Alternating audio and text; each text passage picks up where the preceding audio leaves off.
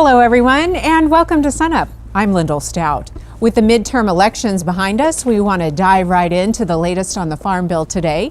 We're joined by Amy Hagerman, our Extension Ag Policy Specialist. And Amy, it's been quite a week. It has been. The midterm elections were always a big milestone for us in terms of Farm Bill discussions.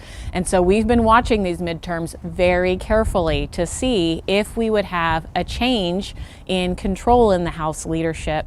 And we did, in fact, have that move over so that Democrats will be the majority in the House of Representatives now.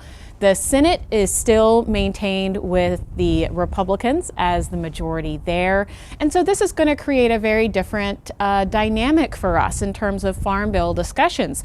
There hasn't been a democratically controlled House since 2010.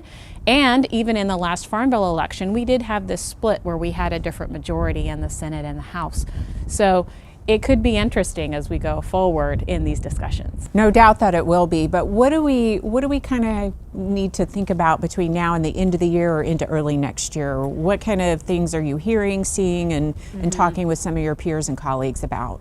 Yeah, so a lot of the question is, would we continue with the Farm Bill that is already under discussion in the Reconciliation Committee, or would some sort of new Farm Bill be discussed? The four primary movers in the Senate and the House Ag Committees have all continued to state their support of having a Farm Bill in 2018. And this is really good news for our farmers here in the country.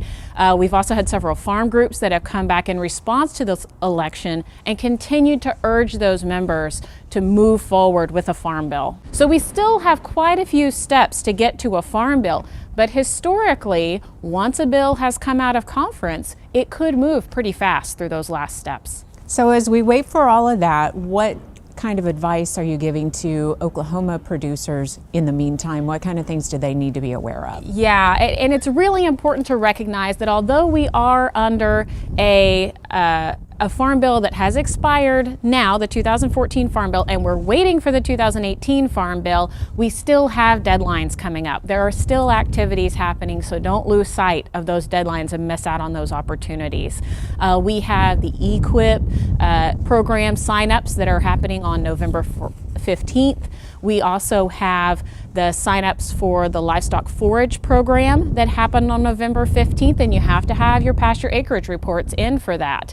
And don't forget seed cotton by December 7th. So as long as people are continuing to keep their eye on those deadlines, I think that they'll be in good shape, and then we just have to wait for the new Farm Bill to arrive. Okay, great perspective, and no doubt we'll see you again soon. Absolutely. Thank you. Thanks a lot, Amy.